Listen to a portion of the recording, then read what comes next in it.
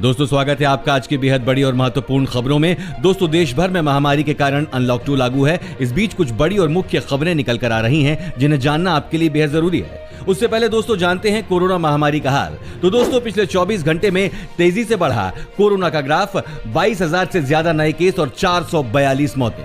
चलिए जानते हैं आज की बड़ी खबरों को, जहां आगे आप देखेंगे।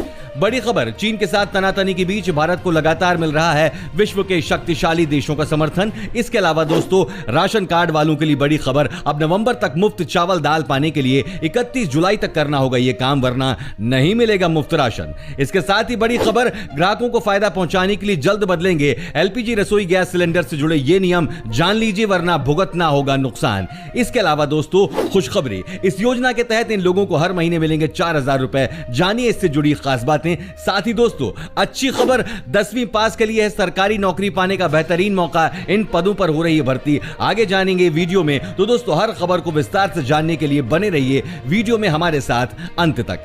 लेकिन उससे पहले इस वीडियो को बनाने में मुझे बहुत मेहनत लगी है, तो मेरी इस मेहनत के लिए इस वीडियो पर एक लाइक जरूर करिएगा। चलिए बिना देरी के लिए चलते हैं आपको आज की सबसे पहली खबर की तरफ। बड़ी खबर, चीन के साथ तनातनी के बीच भारत को लगातार मिल रहा है विश्व के शक्तिशाली देशों का समर्थन। जैसा कि दोस्तों आपको पता है भारत और चीन के बीच विवाद बढ़ता ही जा रहा है। अभी कुछ समय पहले प्रधानमंत्री मोदी ने लद्दाख जाकर चीन की नींद उड़ा दी है। इस बीच एलएसी पर चीन के साथ तनातनी के बीच विश्व के वैश्विक समर्थन में लगातार इजाफा हो रहा है। अमेरिका और ब्रिटेन जैसे देशों के बाद अब जापान ने भी सीमा विवाद पर भारत को अपना मजबूत समर्थन दिया है। जापान ने भारत को आश्वासन दिया है कि वो चीन द्वारा एलएसी पर यथास्थिति को बदलने के लिए एक पक्षीय प्रयास का विरोध करेगा। विदेश सचिव हर्ष वी श्रृंगला और भारत में जापान के राजदूत सतोशी सुजुकी के बीच शुक्रवार सुबह फोन पर बातचीत के दौरान इस मामले पर चर्चा हुई। भारत ने जापान के साथ अमेरिका, फ्रांस, रूस और जर्मनी को एलएसी पर तनाव की ताजा स्थिति की जानकारी दी है। भारत लगातार अपने मित्र व प्रभावी देशों को एलएसी की स्थिति के बारे में अपडेट कर रहा है। ज्यादातर देशों की ओर से भारत को सीमा विवाद पर समर्थन मिला है। जापान ने कहा, शांतिपूर्ण समाधान को आगे बढ़ाने के लिए भारत सरकार की नीति सहित एलएसी के साथ स्थिति पर उनकी जानकारी की सराहना करता है। जापान संवाद के माध्यम से शांतिपूर्ण समाधान की उम्मीद भी करता है। साथ ही जापान ने यथास्थिति को बदलने के किसी भी एक तरफा प्रयास का विरोध किया है। इसी के साथ बढ़ते हैं अगली बड़ी खबर की तरफ। नवंबर तक मुफ्त चावल दाल पाने के लिए 31 जुलाई तक राशन कार्ड को करना होगा आधार से लिंक, जानिए पूरा प्रोसेस। दोस्तों कोरोना संकट के बीच सबसे ज्यादा मुसीबत झेल रहे गरीब तबके के लोगों को राशन कार्ड के जरिए सस्ता गेहूं और दाल बांटी जा रही है। लेकिन मुफ्त राशन पाने के लिए राशन कार्ड जरूरी है। साथ ही राशन कार्ड को आधार से लिंक कराना भी जरूरी है। दोस्तों आपको बता दें, प्रधानमंत्री ने मुफ्त राशन योजना को 31 नवंबर तक बढ़ाने का ऐलान कर दिया था। साथ ही सरकार ने one nation one ration card scheme भी शुरू कर दी है। ऐसे में राशन कार्ड को आधार से लिंक कराने की अंतिम तिथि 31 जुलाई कर दी है। इसके बाद राशन कार्ड आधार से लिंक नहीं होने पर लाभार्थी को पीडीएस से सस्ता राशन नहीं मिलेगा, यानी कि वो राशन पाने से वंचित रह सकते हैं। दोस्तों इसके लिए क्या करना होगा? आपको अपने राशन कार्ड को आधार कार्ड के साथ जुड़वाने के लिए गांव के ई मित्र, पटवारी और ग्राम सचिव अधिकृत हैं। आप इन सभी से मदद ले सकते हैं। इसके अलावा आप खुद ऑनलाइन भी आधार को राशन कार्ड के साथ लिंक करा सकते हैं या फिर यूआईडीएआई की आधिकारिक वेबसाइट पर जाकर भी आसानी से लिंक कर सकते हैं। क्या आपका राशन कार्ड आधार से लिंक है या नहीं, कमेंट में जरूर बताएं। साथ ही दोस्तों बड़ी खुशखबरी, इस योजना के तहत इन लोगों को हर महीने मिलेंगे 4,000 रुपए, जानिए इससे जुड़ी खास बातें।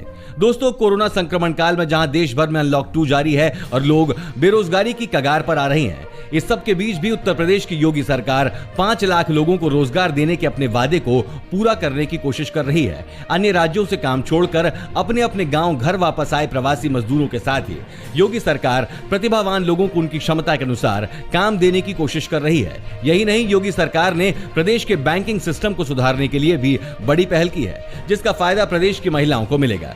दोस्तों प्रदेश सरकार ने गांव-गांव तक बैंकिंग सुविधाएं पहुंचाने के लिए सखी योजना की शुरुआत की है, जिसके तहत गांव में करीब 58,000 बैंकिंग सखी तैनात करने की योजना बनाई है। इस योजना के तहत सरकार ग्रामीण इलाकों और आर्थिक रूप से कमजोर महिलाओं को रोजगार भी उपलब्ध कराएगी। इस योजना के तहत बैंकिंग सखी की नियुक्ति की जाएगी, जिन्हें बैंकिंग से जुड़े कामों के बदले कमीशन दिया जाएगा। इसके अलावा तैनात की गई महिलाओं को हर महीने सरकार की ओर से 4,000 रुपए सैलरी दी जाएगी।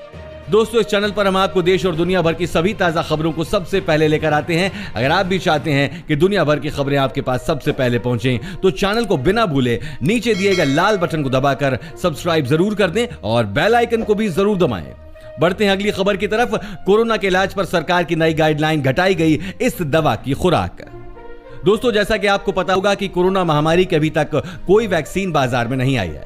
वैक्सीन बनाने के लिए सभी देश लगातार जुटे हुए हैं। दोस्तों, आपको बता दें, अभी इस समय कोरोना का इलाज करने के लिए कुछ कारगर दवाओं का उपयोग किया जा रहा है। इस बीच कोरोना वायरस की चपेट में आए मरीजों के इलाज के लिए स्वास्थ्य मंत्रालय ने नए दिशा निर्देश जारी किए हैं। इसके तहत कोरोना के इलाज में कारगर दवा रेमडेसिविर की खुराक को घटा दिया गया है। अब इस दवा को 6 दिन के बजाय 5 दिन तक रोगियों को दिया जाएगा। रेमडेसिविर एंटीवायरल दवा है और इसे कोरोना के रोगियों को दिया जाता है। शुक्रवार को केंद्रीय स्वास्थ्य मंत्रालय ने इस बाबत नए दिशा निर्देश जारी किए। आपको बता दें, स्वास्थ्य मंत्रालय का नया प्रोटोकॉल कहता है कि यह दवा रोगियों को इंजेक्शन के रूप में दी जाएगी। हालांकि यह दवा किडनी, लीवर की बीमारियों से जूझ रहे लोगों, गर्भवती महिला, स्तनपान कराने वाली महिला और 12 साल से कम उम्र के बच्चों को नहीं दी जानी है।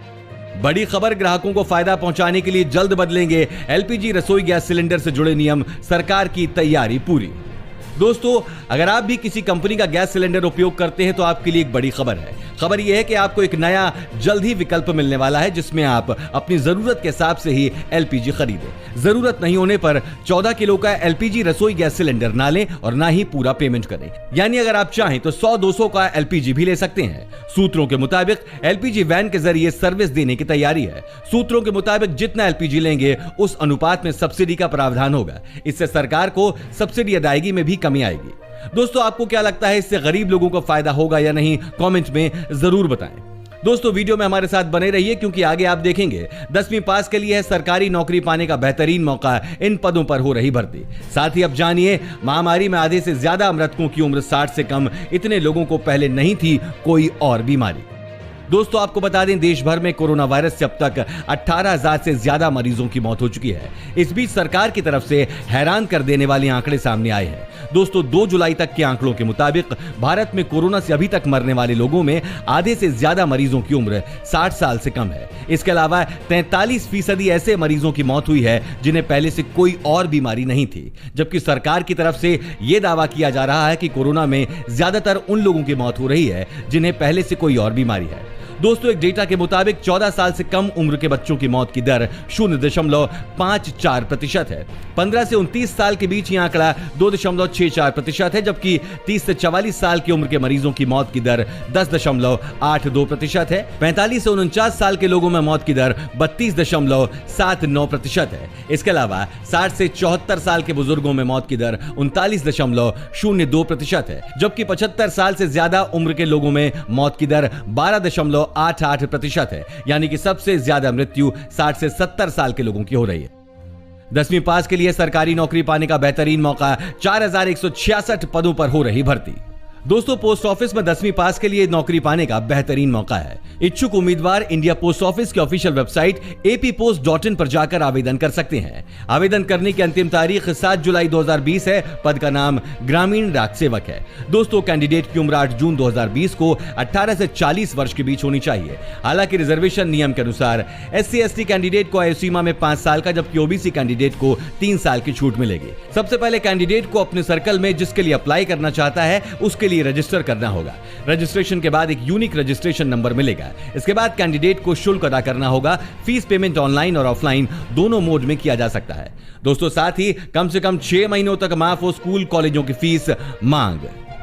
दोस्तों, जैसा कि आपको पता होगा, कोरोना की वजह से स्कूल और कॉलेज काफी समय से बंद हैं। इसके अलावा ऑनलाइन पढ़ाई जरूर कराई जा रही है, जिसके एवज में स्कूल और कॉलेज पूरी फीस मांग रहे हैं। वैश्विक महामारी के दौर में हर आदमी की नौकरी या पेशा प्रभावित हुआ है। बहुत बड़े स्तर पर नौकरियां गई हैं या फिर सैलरी में कटौती हुई है। अब national students union of India के राष्ट्रीय सचिव वरुण चौधरी ने मांग उठाई है कि कम से कम 6 महीनों तक निजी स्कूल और कॉलेज की फीस पूरी तरह माफ होनी चाहिए। दोस्तों, एक सर्वेक्षण के मुताबिक तक पहुंच सकती है। सरकार को इस दिशा में स्पष्ट आदेश जारी करना चाहिए। दोस्तों, क्या आप इस बात से सहमत हैं कि बच्चों की फीस माफ होनी चाहिए? कमेंट पर अपनी राय जरूर दें।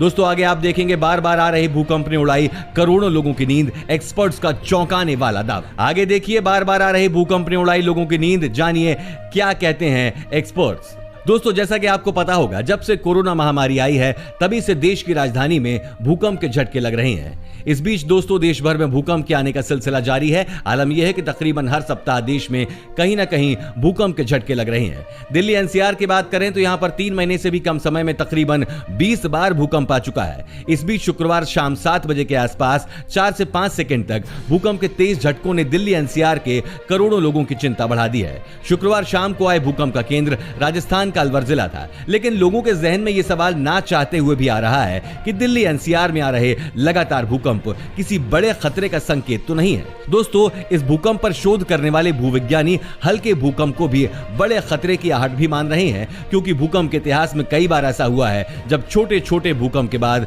बड़े भूकंप ने तबाही मचाई है। साथ ही दोस्तों स्वदेशी टीका 15 अगस्त तक उपलब्ध कराने का लक्ष्य, लेकिन विशेषज्ञों को संदेह है। दोस्तों कोरोना वायरस की रोकथाम के मद्देनजर आईसीएमआर का दावा है कि 15 अगस्त तक कोविड-19 का स्वदेशी टीका इस्तेमाल में लाया जा सकेगा। दोस्तों इस बाबत आईसीएमआर ने चुनिंदा अस्पतालों से कहा है कि वे भारत बायोटेक के सहयोग से विकसित किए जा रहे संभावित टीके कोवैक्सीन के परीक्षण के लिए मंजूरी देने की प्रक्रिया तेज करें। हालांकि टीके के परीक्षण में ही अभी 1 महीने का समय लगेगा। परीक्षण एक बार में सफल होगा इसकी भी कोई गारंटी नहीं है। ऐसे में 15 अगस्त तक कोरोना वायरस का टीका बनने को लेकर विशेषज्ञों को संदेह लग रहा है। दोस्तों कस्तूरबा मेडिकल कॉलेज मणिपाल के फॉरेंसिक मेडिकल विभाग के अनंत भान ने वैक्सीन की घोषणा की समय सीमा पर सवाल किए। भान ने सिलसिलेवार ट्वीट कर कहा, मेरी जानकारी में किसी भी तरह के टीके के लिए इस तरह तेजी से रास्ता बनाने का काम नहीं हुआ। विदेशों में भी ऐसा नहीं होता है। त्वरित समय सीमा में यह जल्दबाजी दिखती है और संभावित खतरे के साथ प्रक्रिया पर अपर्याप्त ध्यान होगा। उन्होंने कहा जिस टीके के लिए क्लिनिकल जांच अभी प्रारंभिक अवस्था में है, 7 जुलाई से क्लिनिकल परीक्षण रिक्रूटमेंट कैसे हो सकता है और टीका 15 अगस्त को कैसे जारी हो जाएगा। टीके का परीक्षण 1 महीने से कुछ समय अधिक तक चलता है। प्रभावितों पर पहले से ही क्या निर्णय हो गया? आगे जानिए कोरोना से बचने को पहना सोने का मास्क। दोस्तों जैसा कि आपको पता है कोरोना के दौर में तरह तरह की तस्वीरें सामने आई हैं। इसी कड़ी में एक नया वाकया सामने आया है जहां एक शख्स इससे बचने के लिए सोने का मास्क पहनकर घूम रहा है। इस शख्स की तस्वीरें वायरल हो रही हैं। दरअसल दोस्तों पुणे के पिंपरी चिंचवड़ के रहने वाले शंकर कुराड़े नामक शख्स ने 2.89 लाख रुपए की कीमत से सोने का मास्क बनवाया है। हालांकि उनका खुद का कहना है कि मैं इस बात को लेकर पूरी तरह आश्वस्त नहीं हूं कि ये मास्क प्रभावी होगा या नहीं। दोस्तों दिलचस्प बात यह है कि शंकर कुराड़े गोल्डन मैन के नाम से मशहूर हैं, क्योंकि वो मास्क के अलावा कई अन्य सोने के गहने भी पहनते हैं। फिलहाल उनकी सोने के मास्क पहनी तस्वीरें सोशल मीडिया पर जमकर वायरल हो रही हैं। दोस्तों इस गोल्डन मैन के बारे में आपकी क्या प्रतिक्रिया है, कमेंट में जरूर बताएं। दोस्तों आपको हमारी वीडियो कैसी लगी हमें कमेंट में जरूर बताएं।